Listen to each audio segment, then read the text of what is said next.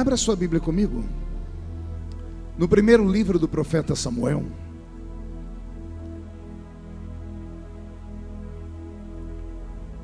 Deus está aqui. Primeiro livro do profeta Samuel, capítulo 1. Vamos ler o versículo 8. E depois vamos saltar para o capítulo 3. Primeiro livro do profeta Samuel, capítulo 1, versículo 8, está escrito assim: E então Eucana, seu marido, lhe disse: Ana, por que choras? E por que não comes? E por que estás de coração triste? Não te sou eu melhor do que 10 filhos? Capítulo 3 do mesmo livro. Capítulo 3 do mesmo livro. Está assim escrito: O jovem Samuel servia ao Senhor perante Eli naqueles dias, e a palavra do Senhor era muito rara, as visões não eram frequentes. Certo dia, estando deitado no lugar acostumado, o sacerdote Eli, cujos olhos já começavam a escurecer-se a ponto de não poder ver, e tendo-se deitado também Samuel no templo do Senhor em que estava a arca, antes que a lâmpada de Deus se apagasse, o Senhor chamou o menino: Samuel, Samuel. E ele respondeu: Eis-me aqui. Amém, igreja? Feche a Bíblia, coloque no banco, na cadeira, e pegue na mão da pessoa mais perfumada do seu lado. Já que bonito não tem, pelo menos perfumado deve ter, né? Isso, aperte a mão da criatura com carinho até ela falar aleluia. Pentecostal que não faz barulho está com defeito de fabricação, não é? Vamos orar? Pai, nós te exaltamos, nós te glorificamos, e nós entendemos que dentro de alguns minutos, e esta linda igreja ficará pequena para o tamanho da glória que o Senhor vai mandar do alto dos céus. Os que vieram tristes começarão a saltar de alegria. Os que vieram se arrastando não voltam para casa se arrastando. Hoje voltarão voando nas asas de um novo tempo. E antes que eu comece a revelar os seus segredos, cerque esta igreja com a sua glória, e num raio de 5 quilômetros onde houver um demônio alojado, eu dou a esses demônios segundos para sumirem de Goiânia, porque se não sumirem, serão queimados pelo poder da sua glória que aqui será derramada. Rasgue os céus sobre este santuário, manda anjos de fogo descerem aqui, que estes anjos desçam trazendo brasas de fogo nas mãos, comecem a esparramar estas brasas entre nós, e onde houver um crente cheio do Espírito Santo, pega ele nesta noite, Jesus, e mostra o caminho da verdadeira e poderosa adoração. Fala conosco, fica conosco, é o que eu te peço agora e sempre. E toda a igreja diz: os que podem, tomem o seu assento aplaudindo a Jesus, porque Ele é bom, porque Ele é maravilhoso. Graças a Deus. Querida igreja, noiva do Cordeiro, simpatizantes da nossa fé, amigos que vieram de perto, de longe, autoridades constituídas por Deus e pelos homens, que bom que todos vieram essa noite. Deus vai falar conosco profundamente aqui nesse lugar. Alguém acredita que Deus ainda fala? Só entende um louco quem é louco também, gente, né? Vem algum louco para cá hoje ou não? Que bom, os normais podem ir para casa, porque hoje não é mensagem para gente normal, é só para quem é maluco aqui por Jesus Cristo. Posso ouvir mais um grito de glória a Deus da igreja? Pastor Roberto, mude a música para mim. Pastor João, eu li um texto essa noite que todas as vezes que eu passo o meu olhar pelo livro de Samuel me deixa apavorado. O livro do profeta Samuel não é um livro de fácil interpretação. Não se pode apenas pegar versículos isolados do livro de Samuel e transformar eles em pretexto. É preciso compreender o que está acontecendo com Israel. O profeta Samuel é erguido por Deus num tempo de mudança. Ele é o divisor de águas entre o estilo de governo do povo hebreu. Antes de Samuel, os hebreus viviam debaixo de uma monarquia, ou melhor, debaixo de uma teocracia, porque Deus era o rei do povo hebreu. E depois de Samuel, Deus levanta um regime monárquico, e é Samuel quem vai ungir o primeiro rei de Israel, que foi Saul, e na sequência ele unge o grande e poderoso rei Davi. Amém até aqui, igreja? Então Samuel não é apenas um livro, não é apenas um nome, não é apenas um personagem. Ele é um personagem que divide águas, que muda conceitos e valores na nação de Israel. A palavra de Deus não era mais frequente, as visões de Deus haviam desaparecido. A igreja do Velho Testamento, liderada pelo sacerdote Eli, estava em pecado. Os filhos do sacerdote Eli, que herdariam o reino espiritual de Israel, eram dois moços, chamavam-se Ofni e Finéias, e eram mais pecadores do que toda a nação junta. A igreja do Velho Testamento está falida aqui no livro de Samuel, e é por isso que Deus vai fazer uma estéril ser mãe de filho, e é esse filho quem vai julgar Israel pelos próximos anos. Como eu disse, não é fácil pregar esse texto, porque o livro de Samuel é muito pesado, mas que Deus me ajude aqui, vamos caminhar.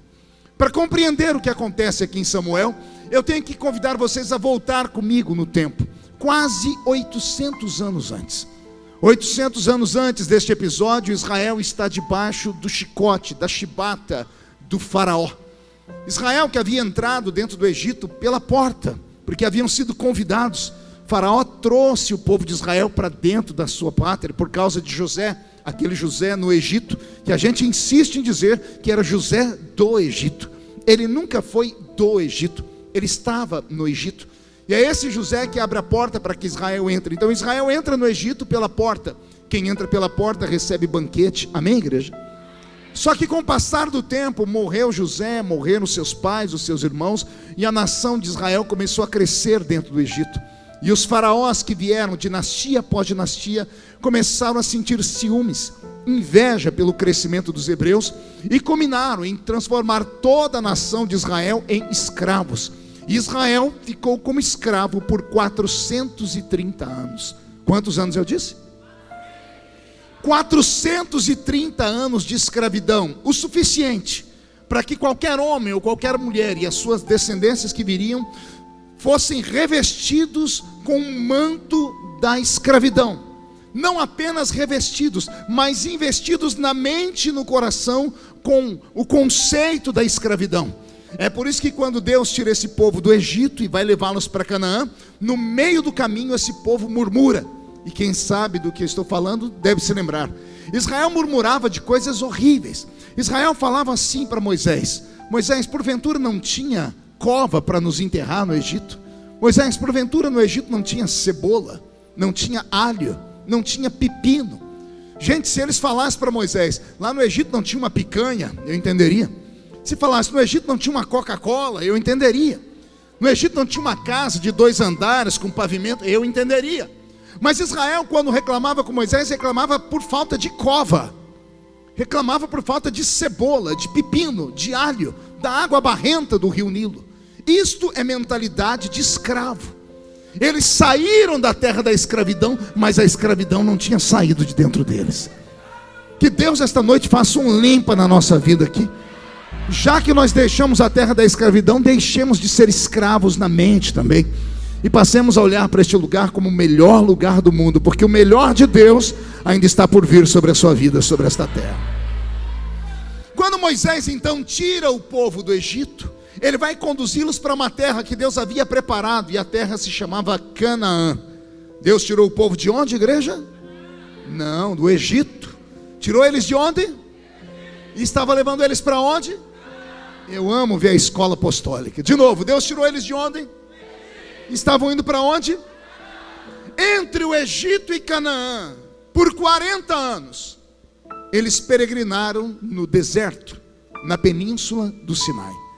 Quem já esteve na península do Sinai, como eu que estive lá várias vezes, você atravessa aquilo a pé em 30, 35, no máximo 40 dias. Israel conseguiu ficar perdido por 40 anos, num caminho que eles fariam em 40 dias, porque o Egito faz divisa com Israel. A cidadezinha que separa o Egito de Israel é Tebas, e ali em Tebas hoje está a fronteira. Dá para você atravessar a pé, 40 dias, você sai do Egito, do Cairo, e chega ali em Israel a pé. Pois eles ficaram 40 anos. Deus os colocou dentro de um labirinto. Deus cegou os olhos deles.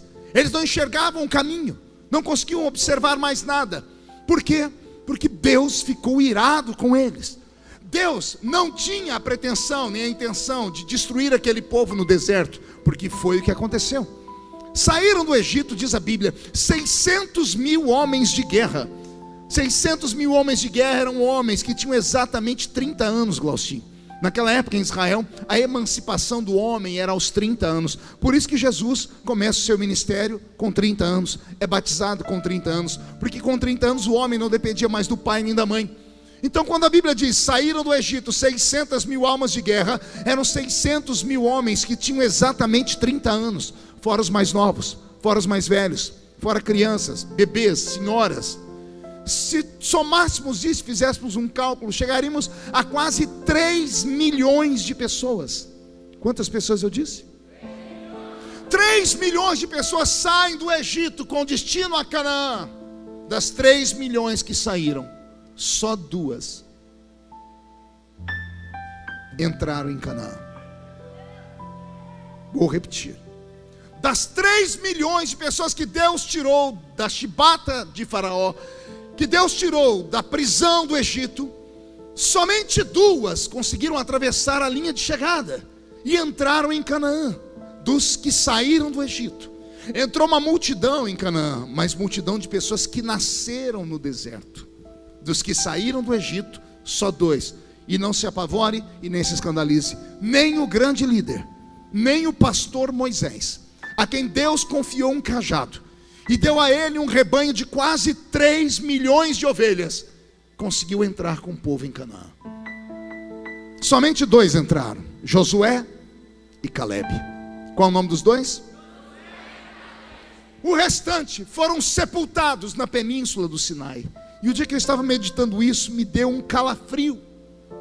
Porque quando eu era menino na igreja, hoje só canto esses hinos bonitos que vocês cantaram aqui, né? E cada um dos que estava naquele microfone canta uma música bonita. Mas quando eu era menino na igreja, a gente cantava corinhos. E tinha um corinho que a gente cantava que dizia assim: caminhando eu vou, caminhando eu vou, caminhando eu vou para Canaã, glória a Deus. Por que é que nos ensinavam a cantar isso? Porque havia uma tipologia no louvor. Aliás, tudo antigamente era feito com base na Bíblia. Não era feito com base em sentimentos humanos de coração e alegria, de pulo e dança. Era feito com base na palavra. Quando nós cantamos caminhando eu vou para Canaã, é porque nós deixamos o Egito. O Egito é símbolo do mundo, sempre foi. E Canaã, símbolo do céu. Por que cantávamos que estávamos indo para Canaã? Porque aceitamos Jesus como Salvador e saímos do Egito. E caminhar com Cristo era caminhar até chegar ao céu. Amém até aqui? Vou fazer uma pergunta, espero que todos estejam atentos. Quem aqui já saiu do Egito? Levante a mão. Que bom. Agora, por favor, preste atenção mais ainda. Quem já chegou em Canaã? Levante a mão para eu ver. O sangue de Jesus tem poder. Vê se a pessoa que está do seu lado aí está viva. Porque Canaã é o céu. A pessoa está aqui na terra ainda. De repente morreu, esqueceu de deitar e não foi sepultada. Preste atenção quando o pastor estiver pregando. O Egito é símbolo do mundo. Canaã é símbolo do céu. Quem já saiu do mundo aqui? Quem já chegou no céu aqui? Graças a Deus ninguém. Estão todos aqui. Se nós saímos do Egito e não chegamos em Canaã, onde é que nós estamos, igreja? Opa, alguém respondeu. Vou dar chance de todos responderem. Se nós saímos do Egito e não chegamos em Canaã, onde é que nós estamos, igreja? Então olhe para o seu irmão e diga: você está no deserto. Então aguenta o tranco, porque deserto não é lugar para qualquer um. O problema todo não é o Egito. O problema é o que fazemos no deserto. É a forma como nos postamos até chegarmos em Canaã. Se você está aqui dentro e sente saudades do Egito, devia estar lá. Porque aqui, além de não ir para o céu, além de não ir para Canaã, ainda pode atravessar e fazer um monte de gente morrer no deserto. Se você está aqui e sente saudade da época que você bebia sua cachaça, fumava o seu cigarro, mexia com maconha e tinha trocentas mulheres ou 300 namorados, é sinal de que você saiu do Egito, mas o Egito não saiu de você ainda. Talvez seja por isso que a glória de Deus já não se manifesta mais como antigamente, porque as pessoas estão aqui agora, mas estão pensando em como está o resultado da Fazenda lá na Record. Estão aqui agora, estão preocupados porque ontem, parece que hoje teve um jogo e não pôde ser transmitido, porque as televisões perderam o controle dos jogos. Estão aqui dentro e só Deus sabe onde está o seu coração. Aí vem para o culto e fica olhando para o pregador com essa cara feia, parecendo que foi batizado num pote de vinagre, e fica dizendo: eu prefiro música do que ouvir a pregação. Aí fica o culto inteiro com esse olho seco, parecendo olho de sapo que morreu no dia de enchente. Aí vem para uma igreja pentecostal e fica com essa boca travada, essa boca de aço, essa língua de ferro, esse queixo de concreto. Com todo respeito, se você quer ir para Canaã, você tem que começar a viver Canaã aqui dentro mesmo. Quando eu vejo tudo isso acontecer, eu começo a me lembrar do que Deus fez. Teve uma época, isso aqui é de escandalizar a gente. Deus chamou Moisés, olha o que Deus disse: Moisés, eu vou destruir esse povo. Pode imaginar Deus com esse tipo de conversa com alguém? Deus esperou a nação inteira dormir lá no deserto, depois de murmurar por falta de cebola, pepino, alho e água barrenta e cova. Deus chamou Moisés e falou: Moisés, sim senhor, eu vou destruir esse povo. Olha o que Moisés diz para Deus: o que as nações vão dizer do Senhor? O que vão falar? Vão falar que o Senhor é um Deus que nos tirou do Egito e não teve condições de nos levar para Canaã, que o Senhor é um Deus impaciente. Não é que Deus olhou para Moisés e falou: você tem razão. É o único homem da Bíblia que dá conselho para o próprio Deus. Deus disse: eu não vou destruir mais ninguém não. Passou um tempo, Deus ficou furioso de novo e disse: Moisés, agora eu vou destruir.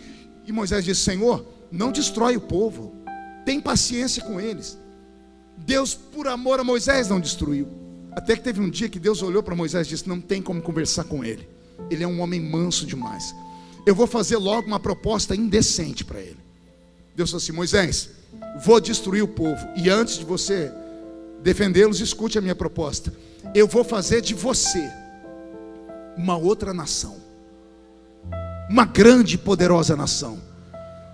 Um dia eu estava lendo esse texto, tinha uma crise de riso. Quer perguntar o porquê? Eu falei: Deus, não faz essa proposta para mim, porque eu pastorei a igreja há 10 anos. Tem dia que é glória, é fogo, é festa, dá tudo certo. Mas tem dia que os crentes dão uma mão de obra, dão um trabalho, que você fala: o que eu estou fazendo aqui? Se Deus me pega num desse dia e fala assim: Mark, eu vou destruir essa igreja e vou te dar outra, eu falo: faz logo, Senhor. Ainda bem que Deus não fez essa proposta para mim, fez para Moisés. E mesmo sendo Moisés o homem mais manso da terra, a palavra desceu do céu, entrou no ouvido. Quando foi descer para o coração, Moisés desceu para o joelho.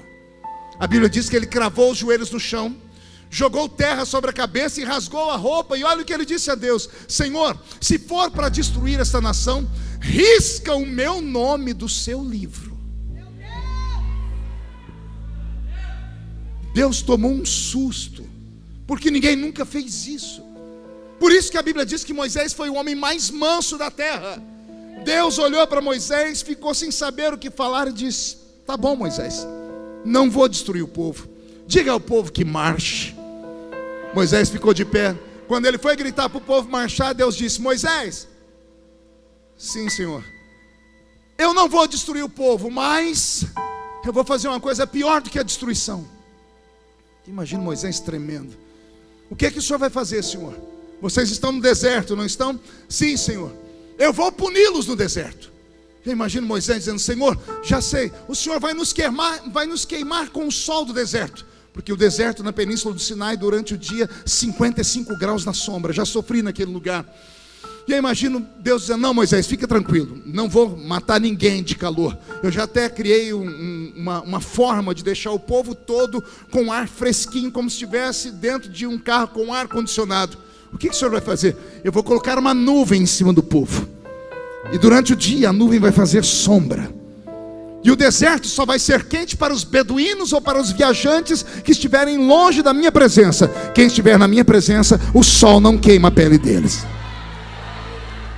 Senhor, se o Senhor não vai nos matar de calor, já sei, o Senhor vai nos matar de frio. Porque o mesmo deserto, que durante o dia chega a 55 graus na sombra, no mesmo lugar, à noite, 2, 3 da manhã, menos 6 graus. o osso da gente chega a tremer. Eu sei porque eu subi aquela montanha algumas vezes, e só Deus para te dar força, porque é horrível. Durante o dia um calor que você não suporta, e à noite um frio que faz bater os queixos, faz bater os dentes. Eu imagino Moisés falando: o Senhor vai nos matar de frio, vai nos congelar. E Deus dizendo: já resolvi esse problema também. A mesma nuvem que durante o dia vira ar-condicionado, à noite ela vira uma fogueira.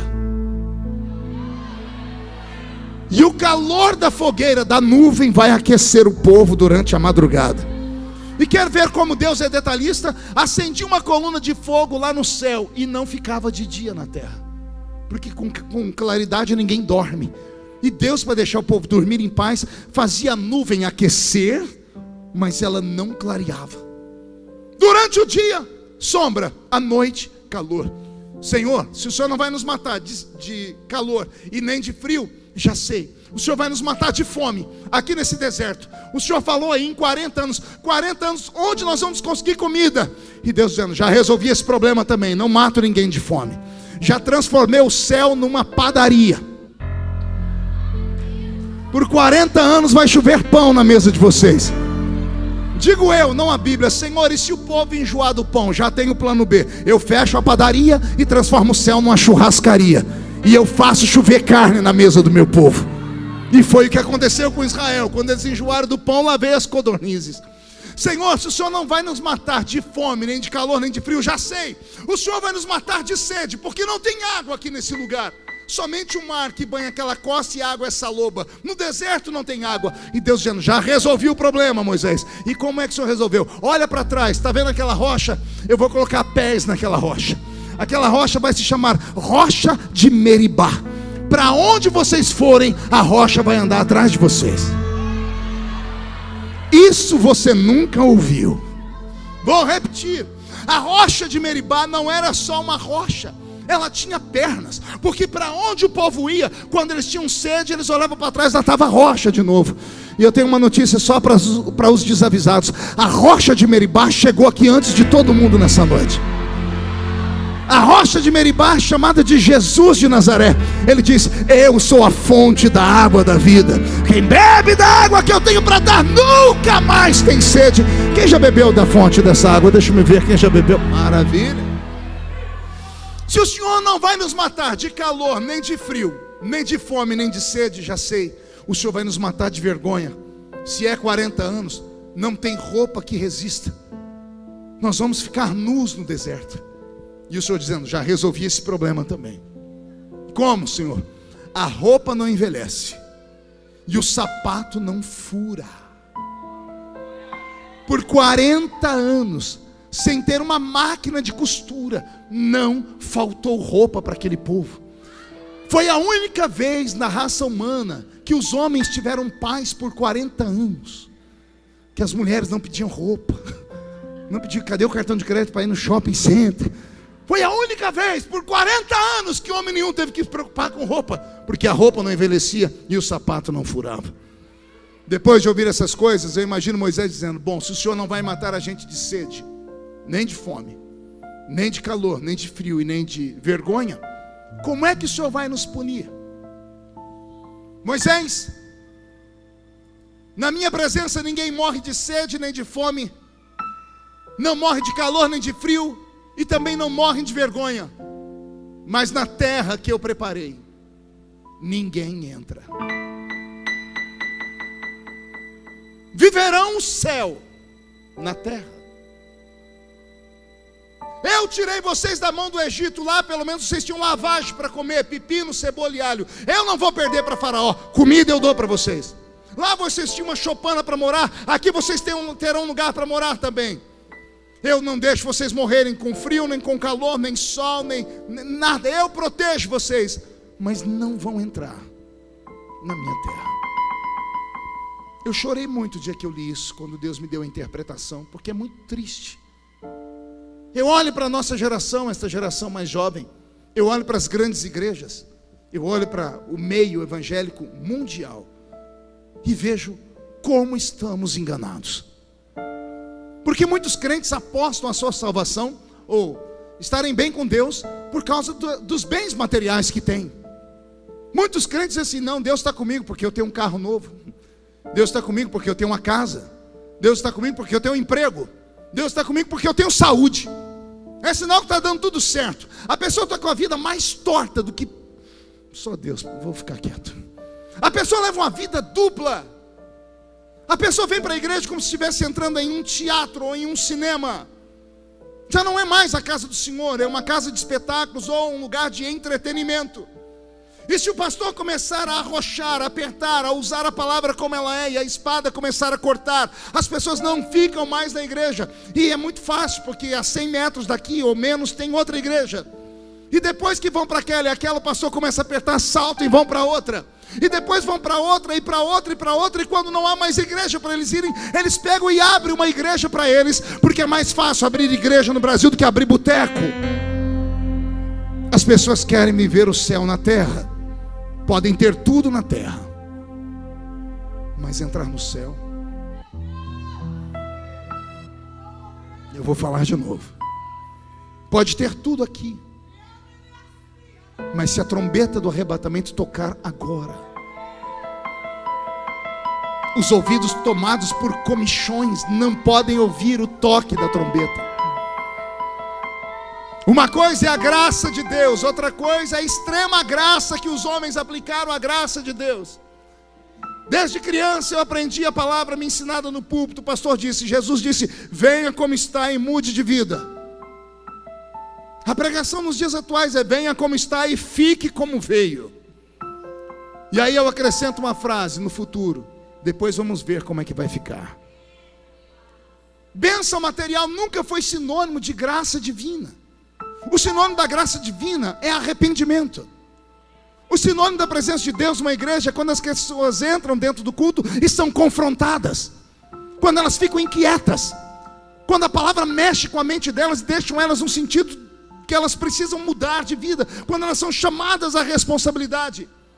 Israel fez tudo errado e pagaram um preço, não entraram no céu. E alguém vem me dizer: não, pastor, estamos em avivamento, o senhor está errado.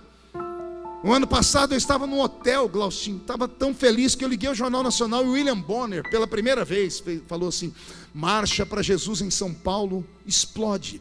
3 milhões de crentes marchando, e colocou um pedaço dos crentes gritando: Jesus é o Senhor, Jesus é o Senhor. Eu achei lindo aquilo. Quando eu fui dar uma glória a Deus, o Espírito Santo falou assim: filho, não dê glória a Deus ainda, veja se ele vai completar a frase dizendo: mais de 3 milhões de pessoas marchando para Jesus, vírgula, e um paralítico andou. Veja se vai dizer que um cego viu. Veja se vai dizer que houveram centenas e milhares de pessoas da Cracolândia que foram lá para o meio da marcha e se converteram. Quantidade nunca foi sinônimo de avivamento.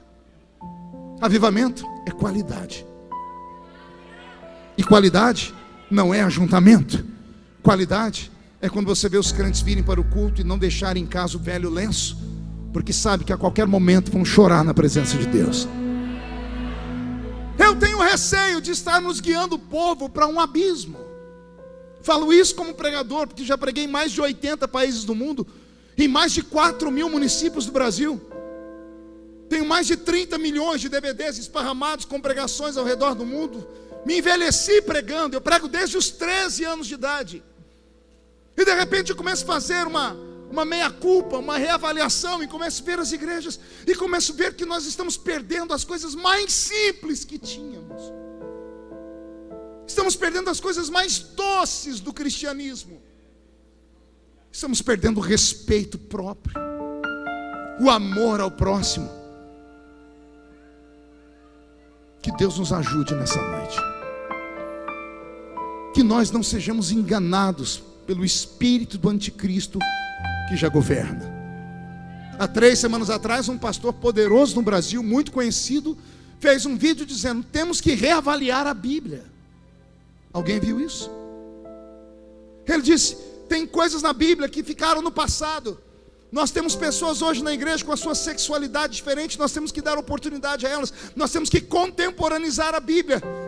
Nós não podemos mais expulsar as pessoas por causa dos seus pecados de adultério, Eu falei, meu Deus, onde é que nós estamos indo? Que caminho estamos tomando?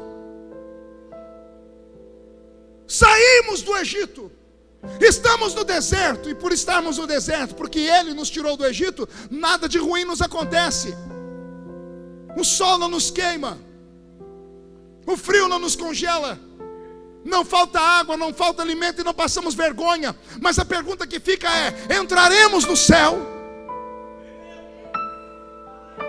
Veremos a face adorada de Jesus Cristo de Nazaré? Cantaremos com os santos anjos? Participaremos das bodas do Cordeiro? Eu não sei você, mas está na hora de nós reavaliarmos a nossa fé. Porque se a trombeta do arrebatamento tocar hoje, e daqui de dentro só 2 crentes subirem, um sou eu, quem é o outro? Vem atrás, deixa eu ver. Então levante a mão direita para o céu comigo, chacoalhe ela, coloque no ombro de quem está do seu lado com carinho e respeito. Agarre o ombro da pessoa, diga: o médico falou para não contrariar o pastor. Chacoalhe a pessoa até ela ficar irritada, irrita ela, mas com força, tira ela do lugar, dá um chacoalhão. Diga: Deus te trouxe aqui para isso. Sacode de novo, para isso. Deus te trouxe aqui para sacudir a sua fé, para sacudir a sua esperança, para sacudir o seu ministério, para sacudir a sua vida, a sua família, a sua casa, para sacudir este ministério.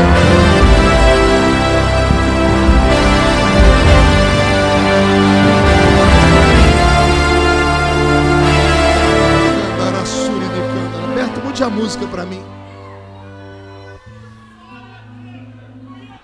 Como eu disse no início, não é fácil pregar sobre este livro. Deus tira esse povo do Egito, mata eles no deserto.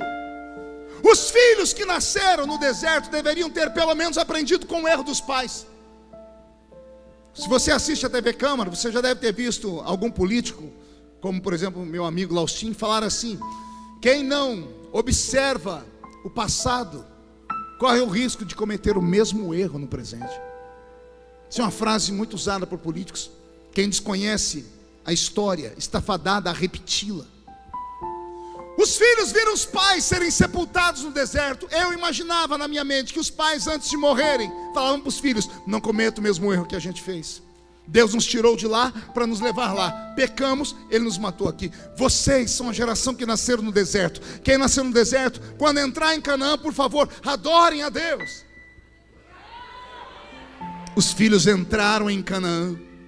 Quando entraram em Canaã, e Josué separou a terra em 11 pedaços, porque os levitas, a herança deles era Deus. Quando o povo se estabeleceu na terra, a Bíblia diz que eles começaram a pegar dentro das bagagens dos pais as imagens de Baal, Astarote, Ázera, Marduk, a pseudo deusa assim da Mesopotâmia, Anubis, Dagon. Eles pegavam tudo aquilo que os pais deles guardaram dentro das tralhas, e ao invés de destruir, eles começaram a levantar altares em Canaã. Ouçam-me. Entraram em Canaã, e ao invés de levantarem um altar para o Deus de Israel, levantaram altares aos deuses pagãos. Deus ficou tão furioso que de 40 em 40 anos Israel caía na mão de um povo vizinho. Os heteus, girgazeus, todos os deuses da terra oprimiam Israel. E aí o povo chorava. O povo era terrível, faziam tudo de errado. Quando Deus punia, eles escondiam os ídolos, eles rasgavam as roupas, jogavam poeira na cabeça e choravam. Deus, como é pai, olhava para eles e acreditava que eles iam mudar. Então Deus levantava um juiz, e nós temos o livro de Juízes, 270 anos de perseguição ao povo de Deus. E entre os juízes nós temos Sansão, Baraque, Débora, Jefté, Eude, Gideão. E o último dos juízes que vai nascer é o profeta Samuel. Quando Samuel está ainda na mente de Deus para nascer, Deus olha para a nação de Israel inteira e vê que a igreja do Velho Testamento toda está perdida e em pecado. Como a igreja estava em pecado, a sociedade toda foi contaminada, ao ponto das crianças estarem contaminadas. Porque Deus poderia ter entrado na casa de um hebreu e pegado um bebê, uma criança: vou usar esta criança. Todos estavam em pecado, todos estavam contaminados. Não havia vou repetir, não havia que Deus pudesse usar. É nesse período que a Bíblia vai contar a história para nós, de que havia um homem chamado Eucana. Eucana se casou com uma mulher chamada Ana. Todos os anos eles subiam até o templo de Deus para oferecer sacrifícios. Ana não podia dar filhos. Eucana amava tanto Ana que dava a ela 7 vezes mais do que ele dava a Deus. A Bíblia diz que Eucana contraiu um casamento com uma mulher chamada Penina. Penina tinha filhos e Ana não tinha. A Bíblia vai dizer que Penina atormentava Ana, mas ela não atormentou Ana no primeiro ano, nem no segundo. Foi 10 anos depois. Quantos anos depois? Eu imagino uma festa de gala, Eucana exibindo o seu troféu, que era Ana. Uma mulher casada com um homem há 10 anos, uma menina bonita, porque eles eram desposadas com 13, 12, 14 anos de idade. Eucana já um senhor maduro, com a menina dessa, uma menina bonita, nunca teve filho, o corpo do jeito que ela casou está. E a outra, a Penina, que ele casou com ela para ter filhos, a Penina era parideira. A Penina tinha filho todo ano. 10 anos depois ela tem 10 filhos. A visão que eu tenho de Penina é assim: uma mulher com um bebê aqui, outro aqui, outro aqui, e ela empurrando um carrinho aqui com o pé. A coitada da Penina, que não tinha clínica de estética na época, está com o corpo deformado. Eucana olhava para a Penina e não sabia se ela estava de frente ou de costa.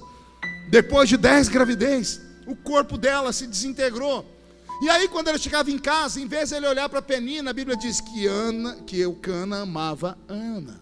É claro que amava, porque homem é visual. Ele via Ana bonita, corpo bonito, perfumada, rica, porque é mulher de fazendeiro. Ana não sentia falta de filhos, porque o marido supria com o amor dele, com o dinheiro dele, com tudo que ele tinha. Então em uma festa, Eucana está exibindo Ana aos convivas. Está aqui a minha mulher, essa jovem, ela casou comigo há 10 anos, ela não envelhece, olha que mulher linda. Penina está num canto cuidando das crianças. O coração de Penina ficou machucado. E Penina se vingou de Ana. Pergunte como. Passou perto de Ana e disse assim: do que adianta ser bonita? Do que adianta ser rica? Do que adianta ter tudo, se quando você morrer, não terá um filho para chorar no seu caixão, para pegar na alça do caixão e te enterrar? Quando você morrer, o seu nome será apagado da história, porque você não deixou sementes. A ficha caiu. 10 anos depois, 10 anos depois, a ficha de Ana caiu. E aí ela subiu no santuário de novo, como fazia todo ano. Mas dessa vez ela não foi só com um sacrifício. Tudo que o marido deu a ela, ela levou para Deus. Ela acabou de ofertar todo ano. Ela ofertava e voltava para casa. Ela acabou de ofertar e chamou um sacerdote e disse: onde é que as mulheres oram aqui nessa igreja? E ele disse: lá naquele canto, do outro lado. O alpendre das mulheres era longe do alpendre dos homens. A Bíblia diz que Ana caiu de joelhos e começou a orar. Ela orou tanto que ela gritou. Ela gritou tanto que ela ficou rouca. Ao ficar rouca, já não tem mais voz para orar. Ela começa a gemer. E o gemido dela foi entrando dentro daquele santuário.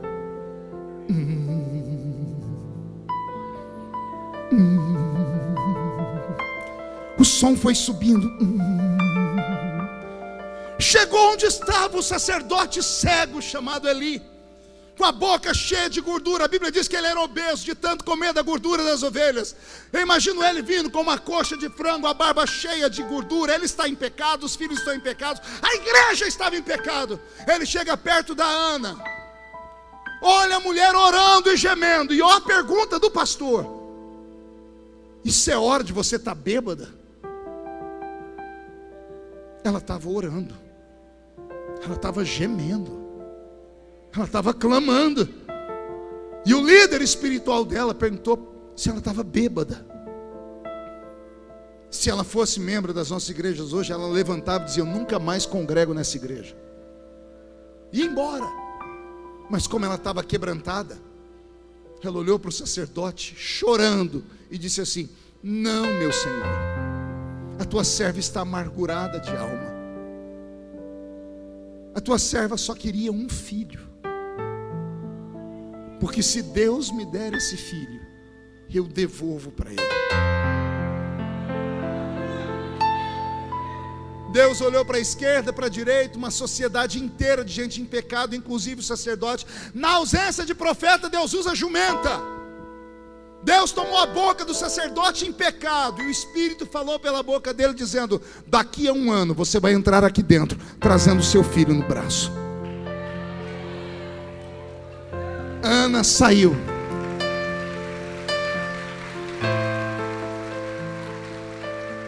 Um ano depois, Ana vem dentro do santuário. A Bíblia diz que o menino foi desmamado. Uma criança é desmamada às vezes com 1 semana, outras até com 5 anos. Mas como ele disse, você vai voltar daqui a 1 ano, ela voltou e trouxe o bebê e depositou no altar. Samuel é criado dentro da igreja. Não assim, na igreja indo para a escola, na igreja indo para o trabalho, na igreja indo brincar. Não, Samuel é trancado dentro da igreja. Deus tinha que proteger esse menino, dele não ser contaminado lá fora. Então Deus cria o menino dentro da igreja. Tudo que o menino sabe é igreja. Tudo que ele sabe é sacrifício, louvor, oração, adoração. Pelo menos é isso que ele tinha que saber. Ele é criado dentro do santuário. O sacerdote mora ali, ensina a ele todas as coisas da Bíblia, ou pelo menos deveria ensinar. Mas pelo jeito não ensinava, porque a Bíblia diz que nos dias de Samuel a palavra não era pregada, as visões não eram frequentes, estava tudo destruído. Por isso que naquela noite Deus apareceu para o menino e disse: Samuel, Samuel. O menino foi até o sacerdote. O sacerdote falou: volta a dormir. O menino dormiu e Deus disse: Samuel, Samuel. O menino correu até o sacerdote se apavorou, porque se lembrou que foi assim que Deus chamou ele. E olha o que o sacerdote disse, acredito que ele disse tremendo: volte para o seu quarto. Há de ser que se a voz se chamar de novo, responda: fala, Senhor. Fala, Senhor, porque o teu servo ouve. Quando o menino estava dormindo, aí a Bíblia Sagrada é tão metódica, que eu amo a Bíblia. A Bíblia diz assim: e Deus chamou o menino Samuel antes que a lâmpada se apagasse. Antes que a lâmpada se apagasse. Tudo na Bíblia é profético. Lá no santuário tinha um menorá com 7 braços, e em cada uma das canaletas abastecido com azeite batido, porque era mais fácil para ser incendiado. Em cima das canaletas, fogo, 7 lâmpadas, 7 braços, 7 tochas de fogo. Na calada da noite, o frio vinha muito intenso, e às vezes soprava e apagava uma lâmpada, 2 lâmpadas, 3 lâmpadas. Por isso o sacerdote tinha que chegar de manhãzinha no santuário, às 5:30, 6 da manhã, porque tinha uma lei de Deus dizendo: quem acendeu essa tocha fui eu, Senhor, e a lâmpada não pode se apagar. Aí a Bíblia diz: e Deus chamou o menino antes que a lâmpada se apagasse. Era a maneira de Deus dizendo: aquilo que eu acendo ninguém apaga. Pode ficar todo mundo desesperado, mas que vai nascer um avivamento, que vai haver uma revolução, que vai haver um despertamento, que os dons espirituais vão voltar a cair sobre nós, que os profetas vão ser desenferrujados, que aqueles que oravam em línguas estranhas vão voltar a orar 10 vezes mais do que antes, que aqueles que interpretavam línguas vão interpretar 2 vezes mais do que antes, que aqueles que tinham discernimento de espírito vão voltar a ter discernimento de espírito. A palavra da revelação vai descer, e isso vai. Eu profetizo em nome de Jesus que quem viver verá o maior avivamento que vai acontecer no Brasil, e vai começar em Goiânia, e vai começar aqui nesta noite, porque Deus chamou você pelo seu nome e te trouxe aqui só para te dizer: eu quero sacudir esta cidade com a minha glória.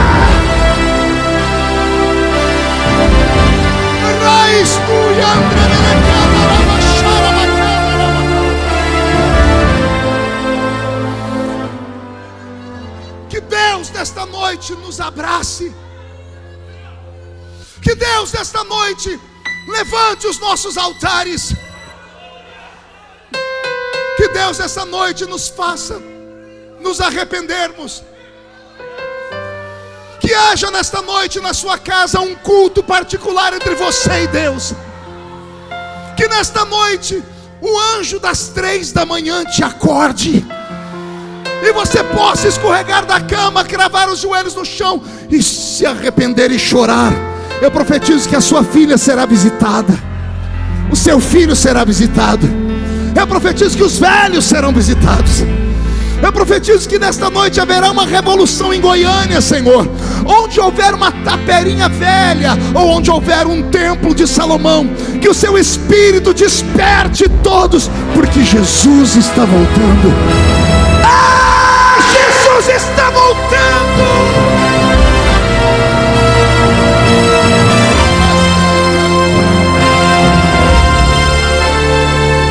Aleluia. Perdoe esse velho pregador. Nesse tempo de pandemia, eu chorei muito com a minha família, chorei muito com a minha velha igrejinha. Tive tempo de sobra para reavaliar a minha fé. Deus colocou um breque na nossa vida, para que a gente pudesse voltar a sentir o que é família, para que a gente pudesse sentir saudades da igreja, para que pudéssemos dar valor, porque o ser humano só dá valor naquilo que perde. Quantas pessoas se perderam. Depois que a pandemia está indo embora, as igrejas voltaram, muitos crentes não voltaram. E alguém diz: a pandemia desviou as pessoas. Mentira. A pandemia revelou os desviados. Eram pessoas que estavam conosco, mas só o corpo físico. As pessoas entram na igreja e acham que estão fazendo o máximo, quando na verdade não estão fazendo nada, porque entrar na igreja qualquer um entra. Tem até uma piada. Por que é que o cachorro entrou na igreja? Porque a porta estava aberta. Se até cachorro entra em igreja, entrar na igreja não é um mérito. Entrar na igreja todo mundo entra, por isso que as igrejas estão cheias. Eu quero ver entrar no culto. Eu quero ver as pessoas saírem da terra e durante o culto chegarem nas regiões celestiais. Porque é nas regiões celestiais que o Senhor desenvolve os dons espirituais. Por isso as coisas estão desaparecendo. Posso ser um pouquinho sorumbático aqui, pastor, se o permite? Ser um pouquinho fleumático. Saudade, Glaustinho, da igrejinha da Vila Tatu, onde eu congregava. Que saudade. Saudade do culto de domingo, quando a gente chegava na igreja às 7 horas e dobrava o joelho, e ficava de joelho dobrado até o pastor dizer amém. Nós não vínhamos para a igreja, ficávamos sentados no banco, olhando a paisagem, vendo o telão da igreja, ou batendo papo com o irmão, ou mascando essa desgraça desse chiclete, que tem gente que está no culto e pensa que está na casa da mãe Joana. Nós não vimos para a igreja desse jeito. Aí as pessoas perguntam por que o culto era melhor. Era melhor porque nós entrávamos no culto desde o início. Sabe que crente, depois de 5, 6 anos na igreja, ele passa a tomar posse do lugar onde ele senta. Ele diz assim: esse lugar aí é meu, dá licença que é meu. A gente chegava na igreja, aqueles bancos duros. Quando a gente chegava 10 minutos atrasado, tinha que pular os irmãos. Aí a gente agachava, ia ajoelhar, o banco estava molhado, ou de choro ou de cuspe. Vou repetir. No banco, ou tinha lágrimas ou tinha cuspe. E às vezes tinha lágrima, porque eles cuspiram muito na hora da oração, gritavam até o céu abrir. Agora, para mim, o melhor momento do culto, pergunte qual era, pastor? Era quando a gente estava de joelhinho dobrado e o velho pastor José Bispo, baiano sem pescoço. Conhece baiano sem pescoço? Sangue de Jesus tem poder. Pensa num povo brabo. O queixo dele era encostado aqui. Ele levantava com o olho cheio de lágrimas e começava a cantar assim: em fervente oração, tens no meu coração, na presença de Deus derramar. Conhece? Mas só podes fluir o que estás a pedir, quando tudo deixares no altar.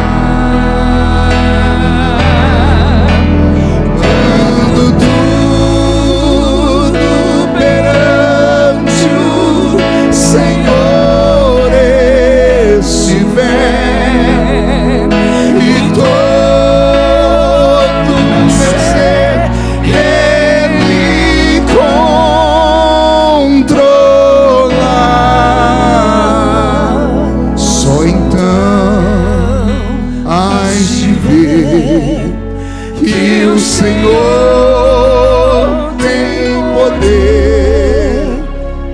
Quando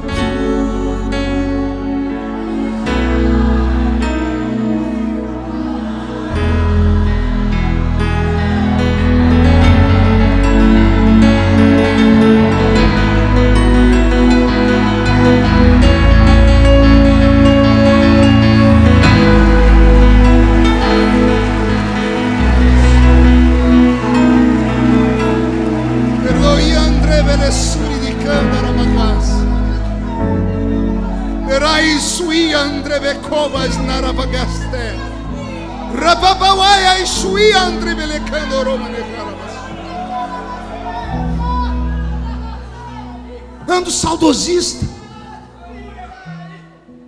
porque não consigo transferir para os meus filhos a experiência que eu tive.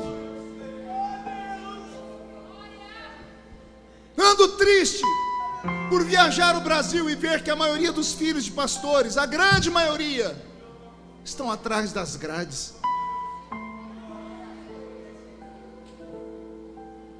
Ando mais triste ainda, porque os meus amigos que fazem ainda evangelismo em cadeia dizem que está tudo diferente até dentro da cadeia. Eles começam o culto e de repente está a cela inteira cantando louvor. E ele pergunta: como é que vocês sabem? 90%, tudo crente. Os crentes estão sendo presos.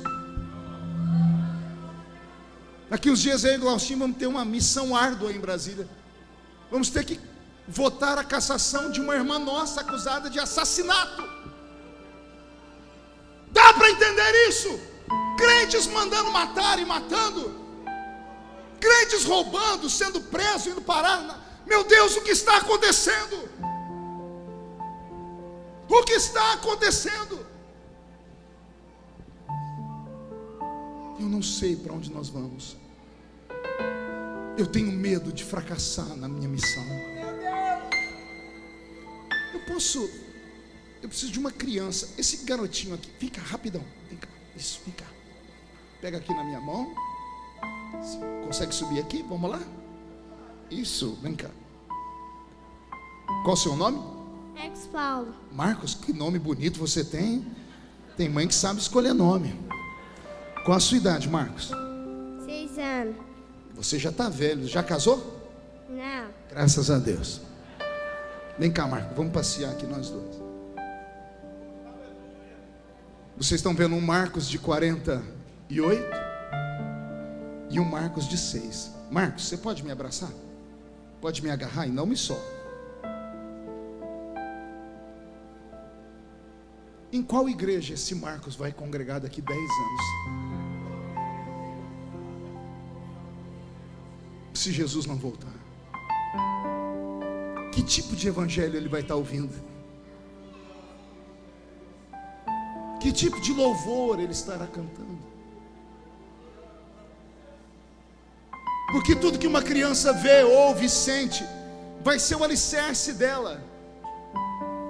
As pessoas perguntam como é que eu aguento, porque tudo comigo vai parar no Jornal Nacional. E eu explico: eu aguento porque os meus pés foram fincados em uma rocha. Eu conheci Jesus na minha infância. Não era um Jesus de longe, não era um Jesus de música, era um Jesus que se revelava em sonhos, que falava comigo em sonhos, que me dava visões. Eu experimentei Deus. E esta geração? O que sabem de Deus? O que aprendem na escola? Quando eu era mais novo, nós tínhamos só 3 lugares para ir: igreja, casa e trabalho. Nossos pais oraram. Alguém me ajude aqui? Alguém me ajude aqui? Nossos pais oraram e Deus abriu a 4ª porta. Fomos para a escola. Então crente só tinha 4 lugares para ir: igreja, trabalho, casa e escola.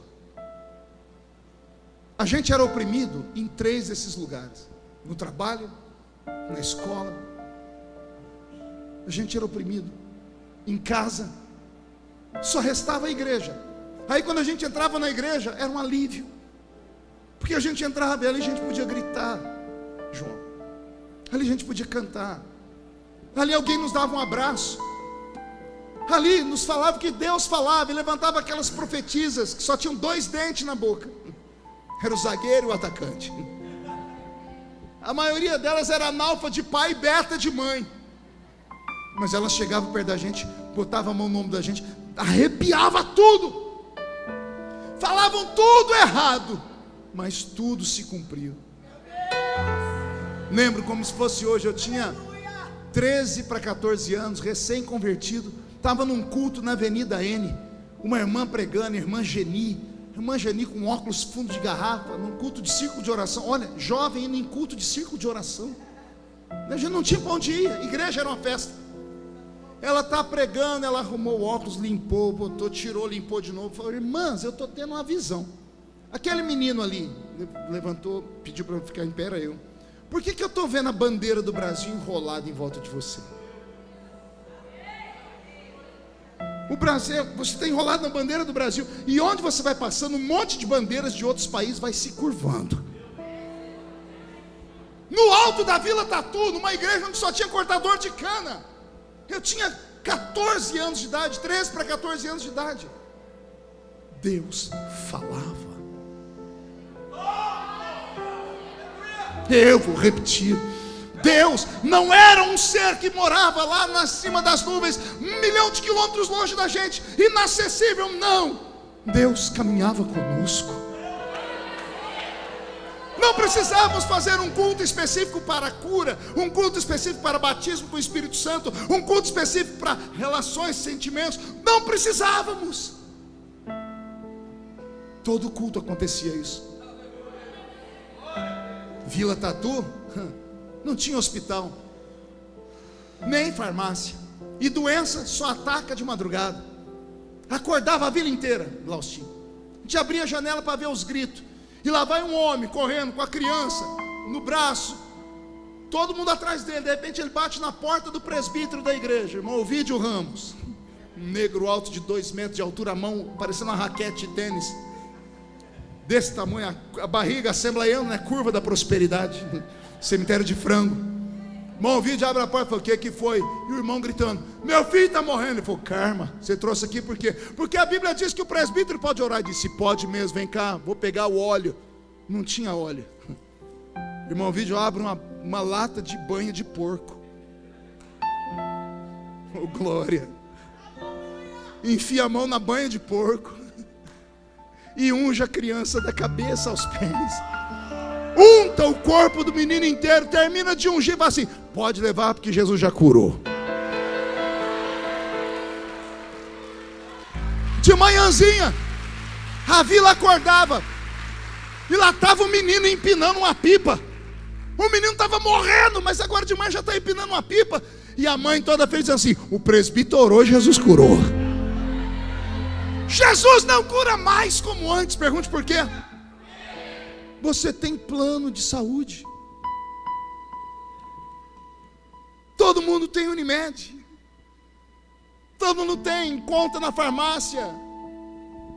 Esquecemos do altar e dos milagres do altar. Esquecemos daquilo que Deus faz. Sabe a pior coisa que tem para um pai? Pergunte qual é. É o filho virar adolescente. Tem algum pai que tem filho adolescente? Meus sentimentos. É uma prova. Porque o filho adolescente, ele acha que sabe tudo. E ele acha que não precisa do pai para nada. Ignora o pai. Nem conversa com ele, nem tira uma foto com a gente. Dentro de casa conversa por telefone. Aí o velho pai e a velha mãe começam a lembrar do filho quando era bebê. Quem tem filhos aqui e lembra de quando bebê? Quando era bebê? Dava muito trabalho a criancinha? Chorava muito? Fazia muito cocô? E tinha que correr de madrugada para os médicos? Quem tinha que fazer isso? Não era um Deus nos acuda? Dava muito trabalho, a senhora dizia: não vejo a hora do meu filho crescer. Aí o filho cresceu. Qual o sonho da mãe e do pai? Ah, se voltasse a ser criança. Por quê? Porque pai e mãe só são pai e mãe quando o filho depende dele. Deus é pai. Na nossa época de infância, ele era mais pai, porque a gente dependia dele para tudo. Dependíamos dele para comer, para viver, para ter saúde, para ter sonhos, para ir para a escola. Orávamos 3, 4 vezes por dia.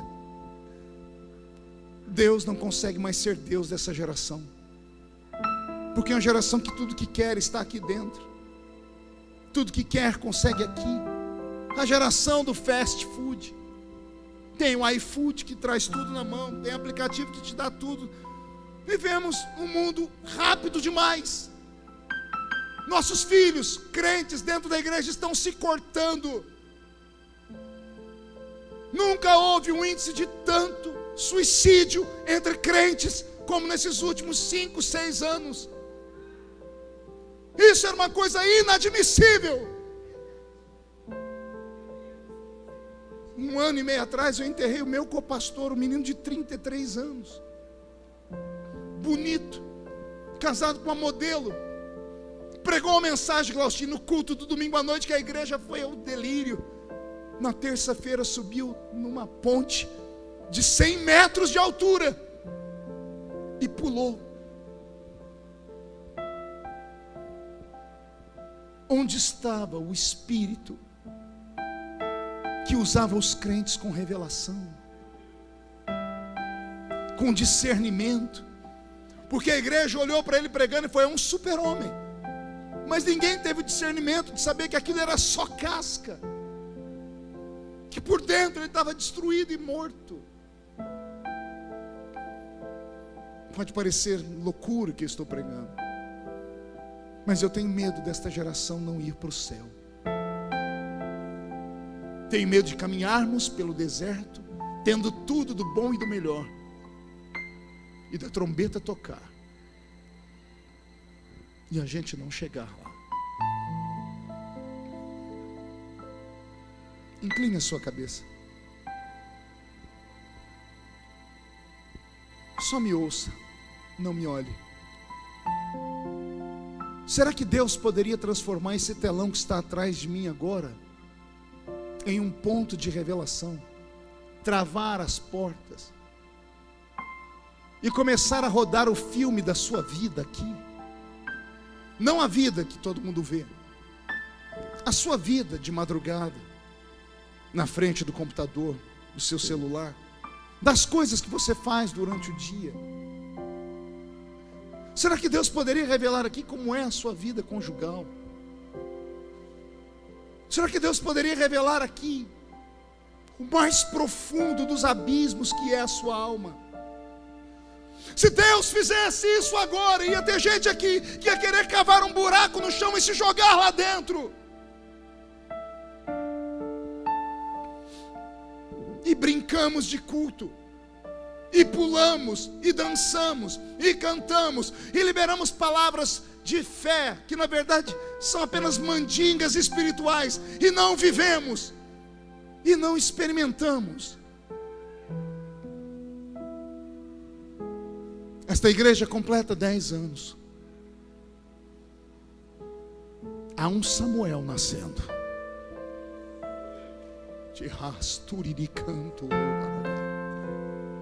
Nesses 10 anos, a Assembleia de Deus Semear vai gerar um Samuel.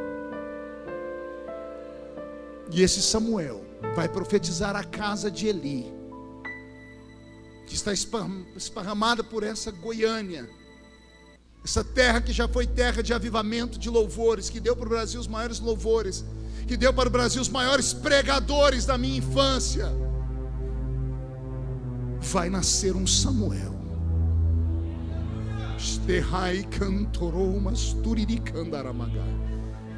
E que quando este Samuel nascer, se prepare, porque ele vai preparar a volta do Salvador. Se alguém acredita em profecia, receba esta. Eterno! Tinastoriandre belecando robas. Herloiantre belecando arabassuria. Rababawaya e suianque antrequeva naraste. Redegassúria andarabassuria. Pai, eu quero um sinal de que o Senhor está nesta palavra. Onde houver um crente batizado com o Espírito Santo, eu quero ouvir um coral de línguas estranhas aqui, meu Pai. Se esta palavra está vindo do céu e não de mim, caia a sua glória sobre este lugar agora.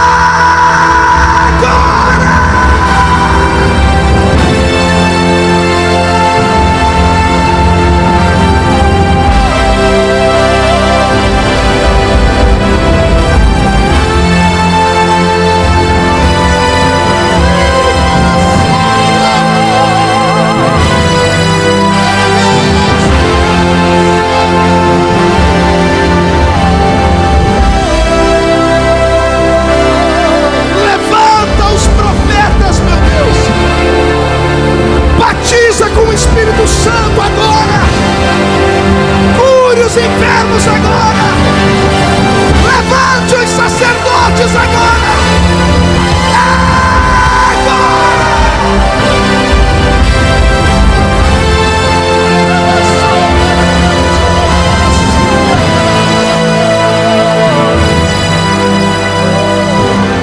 de olhos fechados, fique sobre os seus pés.